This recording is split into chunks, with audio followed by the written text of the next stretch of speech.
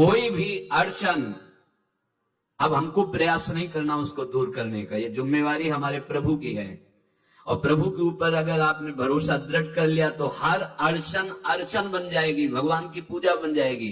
पर देखो, इस बात को लेकर के हमें अशुद्ध आचरण नहीं करना, गंदी बात पे नहीं उतर जाना कि आप बचा लेना जो भगवान हो। तो नहीं बचाएंगे, हम तुम्हें बता रहे। अब उनको चैलेंज करोगे ना कि सत्संग में सुना है कि आप बचाते हो, बचा लेना भला, तो नहीं बचाएंगे। क्या करेंगे?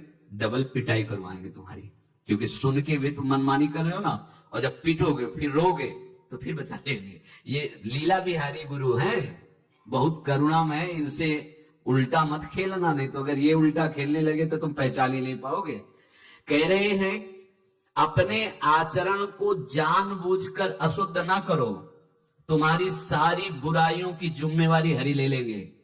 शब्द पर ध्यान दीजिए, जानबूझकर तुम अपनी बुराइयों का प्रयोग मत करो, तुम्हारे में जो बुराई है वो श्री हरि स्वयं स्वीकार कर लेंगे। वो ठीक है, जैसे आग में मल पड़े या चंदन या लोहा पड़े या लकड़ी, आग सबको अपना रूप दे देती है, ऐसे हर बुराई हरि में जाके परम सद्गुण बन जाती है। हम जितना अपने आप को अच्छा बनाने का प्रयास करेंगे, ये संसारियों के समझ में नहीं आएगा, परमार्थ के पथिकों के लिए बात है, और यही विश्राम हो जाएगा। हम अपने आप को जितना अच्छा और बड़ा बनाने की कोशिश करेंगे, उतना ही हमारा प्रयत्न हमको नीचा गिरा देगा। यदि हम अपने को भगवान के आश्रित कर करके उनके नाम का जप और उनकी आज्ञा पे चले तो इतने अच्छे बन जाओगे, बिस्तर सब जग विमल कीरति साधु संगति नाटर है।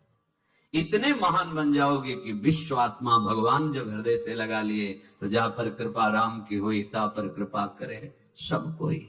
स्वामी का प्रभाव दास में आ जाता है। अरे एक साधारण कीड़ा भृंगी अपना प्रभाव दूसरे कीड़े पर डालकर उसे भृंगी बना देता है, तो भगवान का नाम गुण रूप लीला धाम तुम्हें ये नहीं प्रदान कर देगा? भगवद आश्रय लेते ही जिसके भय और विषाद नाम जप से नष्ट हो गए, नाम जप और सत्संग से, उसके हृदय में ऐश्वर्य भगवान का प्रकट होता है। तो बाह्य और आंतरिक दोनों वो ऐश्वर्यवान होता है। ज्ञान, विद्या, श्री, कीर्ति, शक्ति, सौंदर्य, माधुर्य ये प्रकाशित होने लगता है। बिना किसी बनावट श्रृंगार के उसके चेहरे पर आकर्षण होता है, देखते ही हृदय लुभायमान हो जाता है। ऐसा माधुर्य होता है भक्तों का, क्योंकि माधुर्य सिंधु प्रभु का चिंतन होता है। जो भगवान के आश्रित है उससे भय की तो कोई गुंजाइश ही नहीं है, कोई गुंजाइश नहीं। क्यों? क्योंकि वो भगवान सर्वशक्तिमान उसकी रक्षा में रहते हैं। बहुत छोटा सा प्रसंग है। एक नीलांबर दास नाम के महान भक्त हुए हैं, जन साधारण गृहस्थी के तरह जीवन व्यतीत करते थे। एक दिन उनको सत्संग सुनने को मिला। सत्संग में जब जैसे यही सब सार बातें, तो उनको लगा कि अभी तक तो हम अपने को पूर्ण मान रहे थे कि हमारे पास रुपया है, पत्नी है, पुत्र है, घर है, सब मौज मस्ती है, लेकिन ये सब छूट जाएगी मरने के बाद, फिर मेरे पास क्या रहेगा? सत्संग यही अंदर आपके विवेक डालता है। बड़ा पश्चाताप उनके हृदय में हुआ। ये है कृपा, जिसको अपने लौकिक भोगों के बीच में रहकर उनसे जलन पैदा होने लगे, जान लेना भगवान उन पर बहुत कृपालु हो गए हैं। उनके हृदय में प्रार्थना जागृत हुई, प्रभु कोई साधन भजन नहीं जानता, अभी तक तो गृहस्थी के भोगों में और भोगों के संग्रह में मुझे ऐसा लगता रहा कि मैं पूर्ण हूं। चिंतन गाढ़ होने लगा प्रभु का।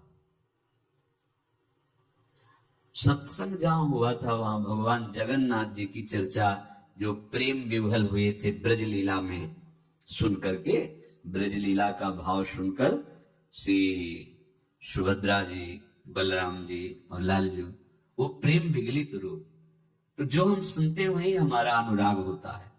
तो नीलांबर दास के मन में दृढ़ संकल्प हो गया, अब सबसे पहला जीवन का काम भर नेत्र जगन्नाथ जी को देखूं।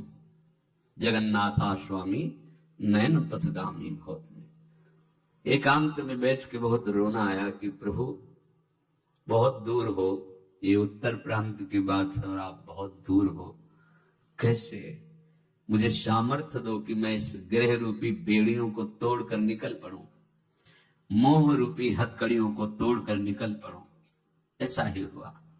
जब कोई सच्ची चाह हृदय में प्रकट कर लेता है तो मंजिल दूर नहीं लगती, चाहे जितना दूर हो। कुछ अर्थ लिया, अपने परिवार से प्रार्थना की, बच्चे सयाने थे कि सब वैभव आप लोग देखो, मैं किसी योग्य नहीं रह गया, अब जब तक जगन्नाथ जी को भर नेत्र नहीं देख लूंगा तब तक अब जीने की आशा नहीं। तो घर वालों ने भी देख लिया था कि अगर ये सुखी रहे जगन्नाथ जी को देखकर तो ये हालत इनकी ऐसी देखी नहीं जाती, न खाना न पीना, कुछ अच्छा न लगना। तो सबने अनुमति दे दी, झोली में कुछ अर्थ रख दिया, बोले भाग पड़े जैसे बहुत समय से बिछड़ा हुआ कोई अपने प्राण प्रिय से मिलने के लिए।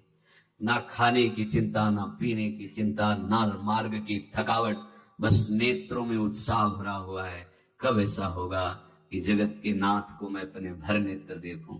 जगन्नाथा स्वामी नयन पथगामी भोज। कैसे, बस चिंतन में जगन्नाथ। जब कोई सतमार्ग में चलता है तो विघ्न पे विघ्न आना प्रारंभ हो जाते हैं। क्यों विघ्न? क्योंकि हमारे कुछ पूर्व पाप होते हैं जिनको भस्म होना अनिवार्य है। जैसे आप कल श्री गोपाल चरवाहे का चरित्र सुना कि 27 दिन क्यों इंतजार करवाया भगवान ने। विराग्नि में अनंत जन्मों के सब पाप भस्म हो गए, निर्मल शुद्ध बुद्ध परमात्मा स्वरूप हो गया। भारी थकावट शरीर में, नदियां पड़ती, नाले पड़ते हैं, कष्ट सहते हुए।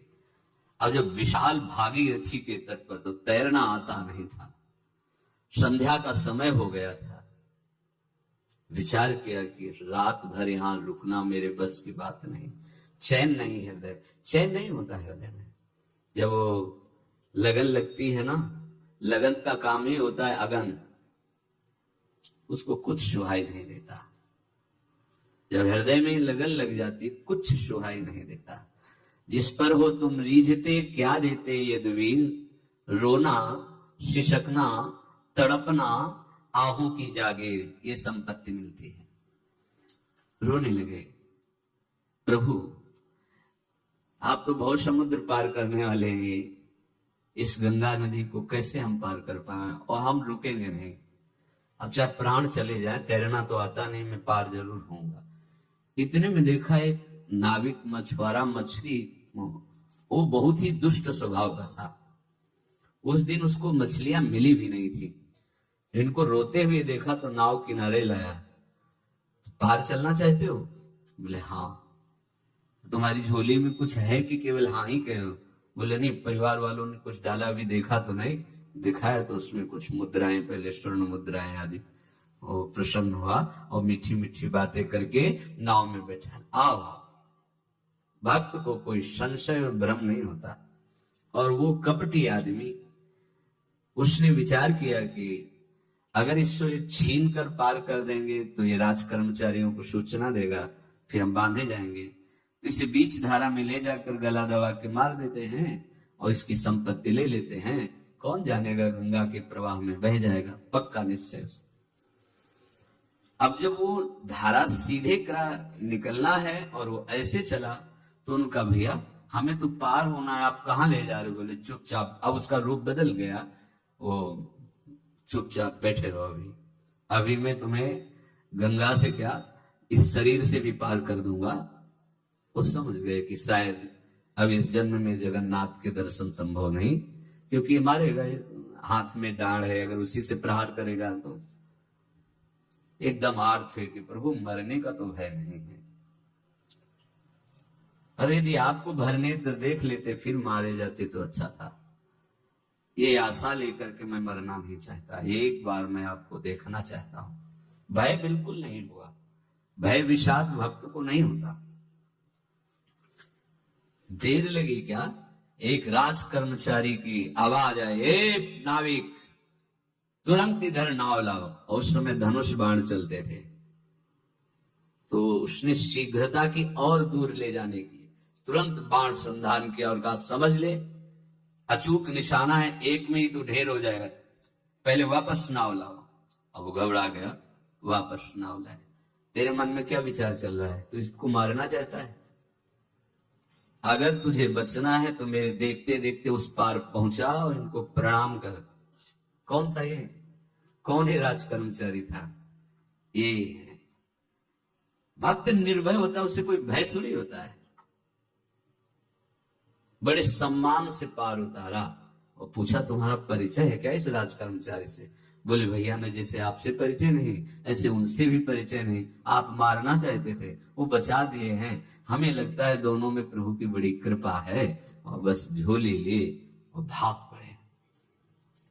भागते भागते जब जगन्नाथपुरी गए तो ध्वजा दूर से देख के साष्टांग दंडवत की, मानो प्रीतम का इशारा हो गया कि अब हमारा काम बन गया। अब तो जगन्नाथ जी के, और जे ही प्रभु जगन्नाथ जी के सामने गए तो एक बार देखा इतनी प्रेम विकलता कि शरीर छूटा और ब्रजधाम आ गए। प्रभु का विधान संदेह युक्त नहीं होता, निसंदेह तुम्हारे सामने वो विधान प्रकट होगा जिससे तुम्हारा परम मंगल हो जाएगा, परम मंगल हो जाएगा। डरना नहीं। बताया नहीं था एक बार प्रेम भगत की बात, तो हमारे पास प्रेम जी आते थे, बहुत नाम जापक थे, श्री हरिवंश श्री हरिवंश। तो उनसे पूछा आपकी ऐसी नाम निष्ठा कैसे आई? तो उनका गलती से नाम निष्ठा कैसे आती है?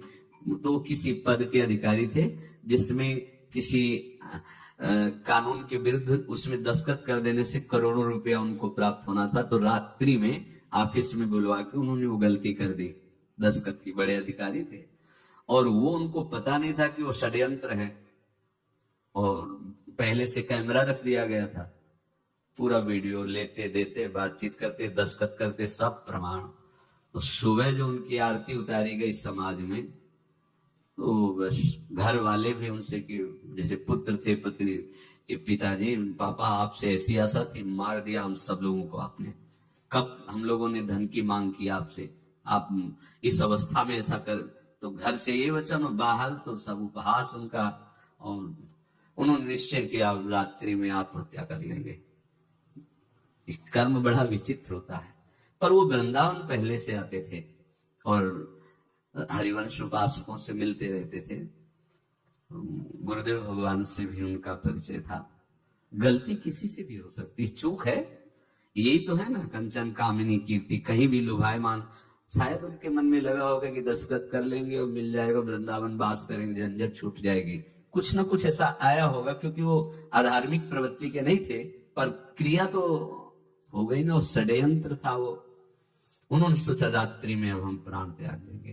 तो धाम आना और रसिकों के संग के प्रभाव से एक दिव्यता प्रकट हुई।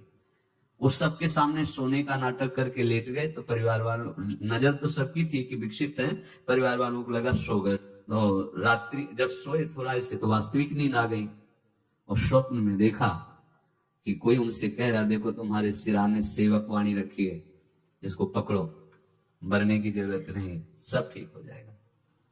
जगह तो सेवक वाणी सिराने रखी हुई थी, जैसे एक भक्त को तुलसी दल नामक ग्रंथ सिराने रखा। अरे अलौकिक शक्ति संपन्न भगवान और भगवान के पार्षद, बस सब बात हट गई, और उनकी जिह्वा और उनके मन ने, जैसे ना मरने वाले को प्राण मिल जाए कि भाई प्राण रक्षा, ऐसा को श्री हरिवंश हमारे रसिक समाज में जब वो आते थे उनका अच्छा सम्मान होता था। तेजों में चेहरा, वयोवृद्ध शरीर, श्री हरिवंश ऐसे चलता रहता, बात करते और श्री हरिवंश ऐसी नाम में रति देखी। देखो ना क्या हुआ, घटना क्या थी, दृश्य क्या था, जीवन बिल्कुल व्यर्थ हो क्या गया, लोक सम्माननीय जीवन बन गया, महात्मा बन गए और भगवत प्राप्त हो गए हैं, उनका शरीर छूट गया है। तो यहां कह रहे हैं कि तुम्हें किसी भी हेतु से अपनी चिंता नहीं अब करनी। प्रभु का विधान निसंदेह परम कल्याण में होता है, तुम्हें संदेह नहीं करना। कड़ुआ हो सकता है लेकिन अवसर तो मिल जाएगा श्री जी की तरफ भागने का। हम अपने को अच्छा साबित करने के लिए पूरा जीवन लगा दें, नहीं भाई, हम नीच आचरण वाले पर भागेंगे प्रभु की तरफ, लोग पावन करने वाले महात्मा बन जाओगे। सतरति सतरति लोकांत, इसको बैठा लो, जीवन में काम आएगी, ये वस्तु काम आएगी, क्योंकि विपक्ष जोरदार है, माया कोई साधारण नहीं है। विश्वासी साधक का भगवान स्वयं जुम्मा ले लेते हैं। विश्वासी साधक का भगवान स्वयं, देखो अपने मन में तुम किसी प्रकार की चिंता न रख करके ये आज से विश्वास कर लो कि अब मेरे जीवन में जो होगा, मेरे प्रियाजू के द्वारा किया हुआ विधान परम सुखप्रद होगा, परम मंगलमय होगा। विश्वासी भक्त का जब ये स्वभाव निश्चय हो जाता है कि मेरे प्रभु जो करेंगे वो मंगल करेंगे, तो परिस्थिति बुरी दिखाई दे सकती है, परिस्थिति भयावह दिखाई दे सकती है कि अब तो सब गया, ऐसा लगेगा। लेकिन वो बहुत बड़े के हाथ में नियंत्रित है परिस्थिति। देखते देखते उस परिस्थिति का परिणाम निश्चिंत निस्सो को निर्भय कर देने वाला हो जाएगा। भयभीत मत होना। बहुत ही अमृतमयी बातें हैं, अगर अपने साधन पथ पे हम इनको आदर्श मानकर चले तो बहुत जल्दी आनंद आ जाए। किसी भी अड़चन को तैयार रहो, ये काल क्षेत्र है, मृत्यु क्षेत्र है, कुछ भी कभी भी कहीं भी कैसे भी सबके सब मर सकते हो। अभी यही खंभा टूट जाए, बिल्डिंग गिर जाए, सब मर जाओ, कहां जाओगे? जहां ऐसे सुन रहे हो ना, ऐसे निकुंज में चलेंगे। अब हमें किसी भी अड़चन से कोई भय नहीं है, किसी भी अड़चन से भय नहीं। आप ये खिलवाड़ मत समझे, किसी भी अड़चन कोई तुम्हें नहीं रोक सकता आप श्री जी से मिलने के लिए। ये आगंतुक भय एक स्वाभाविक होता है। जैसे पूज्य श्री मंगनानंद जी सरकार सेनपुर, बहुत उच्च कोटि के ब्रह्मलीन महापुरुष, तो एक चौकी पर ऐसे बैठे हुए थे और बहुत से ऐसे संतजन परमहंस सब बैठे हुए थे और ब्रह्म चिंतन के विषय में चर्चा चल रही थी। तो एक संत आगंतुक आए ऐसे गंगा किनारे, तो उस समय स्वामी जी कह रहे थे मंगनानंद जी कि एक होता है विचार भय, वो संतों में कभी नहीं होता है, और एक होता है तात्कालिक भय, वो सबको व्याप्त हो जाता है। तो उन्होंने कहा कि स्वामी जी वैसे हम आपका आदर करते, लेकिन इस बात पर हमारा मतलब मन नहीं बैठ पा रहा है कि जो ब्रह्म स्वरूप को जान गया है उसको विचार भय तो होगा ही नहीं, लेकिन स्वाभाविक भय कैसा हो सकता है? वो तो सिद्ध पुरुष थे। उनका स्वामी जी बैठो, प्रसंग पूरा होने के बाद फिर आपका उत्तर हो जाएगा। ऐसे चौकी लगाई बैठे, और बैठे थे बट वृक्ष के नीचे। तो एक जैसे बाज है, गीद पक्षी है, उस समय तो वो संध्या का समय था, आके ऐसे जे भी बैठा तो खरबर खरबर वो डाल, तो महाराज चौकी के नीचे हो गए जो गंगा किनारे से आए थे ना। तो कहा स्वामी जी ये विचार भय है या स्वाभाविक भय है, या आपको ब्रह्म चिंतन या ब्रह्म बोध नहीं है? तो हंस दे, बोले उत्तर मिल गया। ये स्वाभाविक, जैसे अभी बंदर चीख दे तो सब घबरा जाओगे ना, विचार भय नहीं है ये आगंतुक स्वाभाविक भय। भय विचार भय कि अब जो है ऐसा होगा, ऐसा हो सकता है, नहीं नहीं, वही प्रसंग चल रहा है। भगवान प्रमाण देते चले जा रहे हैं। देखो, कोई भी भय, कोई भी अड़चन अब तुम्हारा अमंगल नहीं कर सकती, पक्का मान लीजिए, डरो मत। देखो इसमें इसीलिए प्राणों की बाजी लगा के, अब हमारे प्राण नहीं हैं, हमारे प्राण प्राणनाथ को समर्पित हैं। मेरे प्राणनाथ से श्यामा तो क्यों भय करें? तो हम ये सब कर किसके लिए रहे? श्यामा जी के पास पहुंचने के लिए। श्यामा जी के पास पहुंच गए, हमें श्यामा जी के पास जाना है। ये बिल्कुल छोटी मोटी बातें, अंदर ये जो सांसारिकता है इसका त्याग करो। आप इस बात को समझो। गुरु गोविंद सिंह, लाखों की समाज बैठी हुई थी, उन्होंने कहा कि अगर तुम आजादी चाहते हो तो तुम्हें अपने प्राण देने पड़ेंगे। हमें खड़ा हो कोई व्यक्ति जो अपने प्राण देना चाहता है, मैं उसे आजादी। आजादी दो प्रकार की, एक प्राकृतिक आजादी और एक दिव्य आजादी, दोनों देने में समर्थ थे गुरु गोविंद सिंह।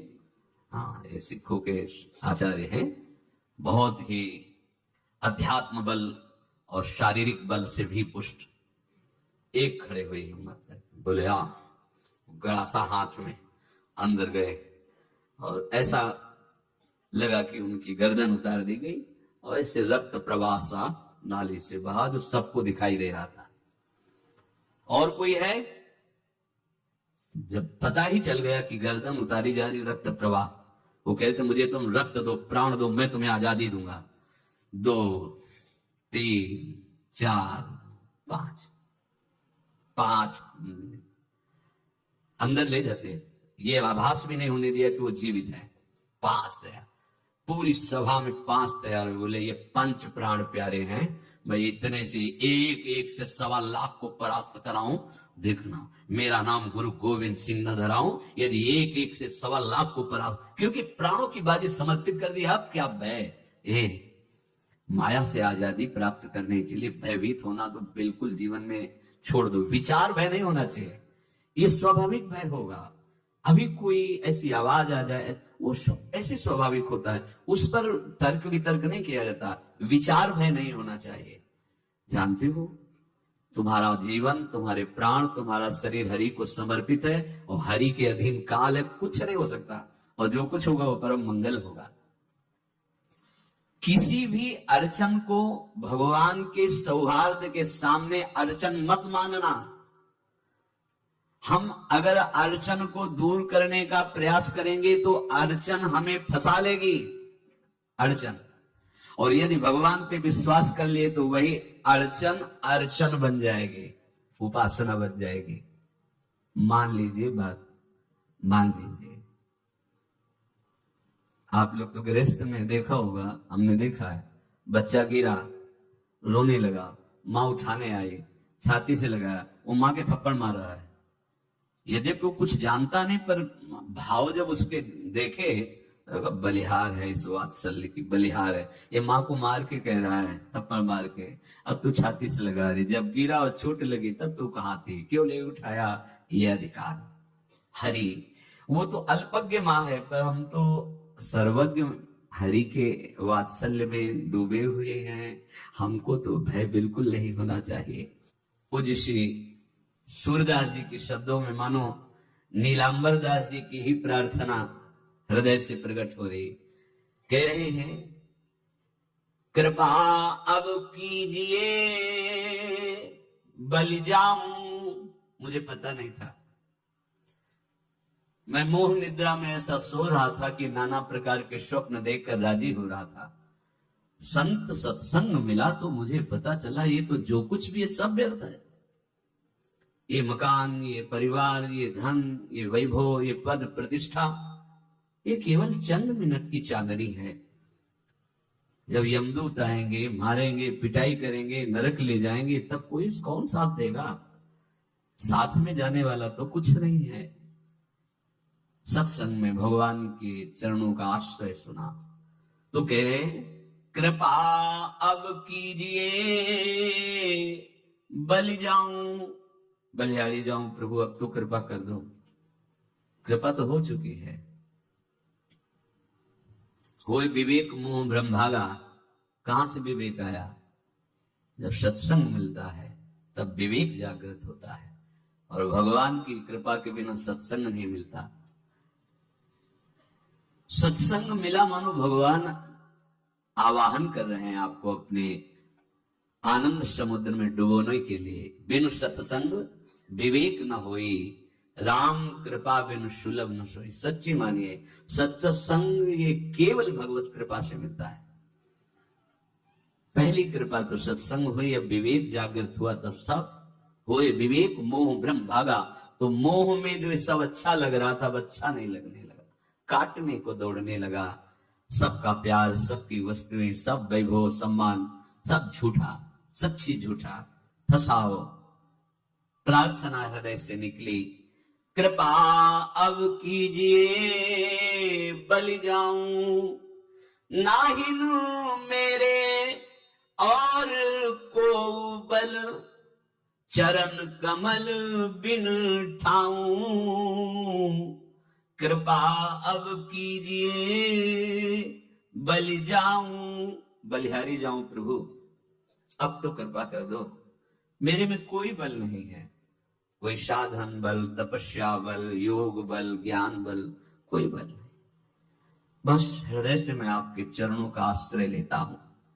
वैसे तो अगर हम अपने मुख से अपना परिचय दें तो हाँ असोच अकृत अपराधी सन्मुख होत लजाऊं, तुम कृपालु करुणा निधि के सो, सुना है अधम उदाहरण नाऊं, कृपा अब कीजिए बलि जाऊं, किसी योग्य नहीं हूं, अपराधी हूं, अकृत अशौच, सदैव मन और शरीर दोनों अपवित्र रहा है।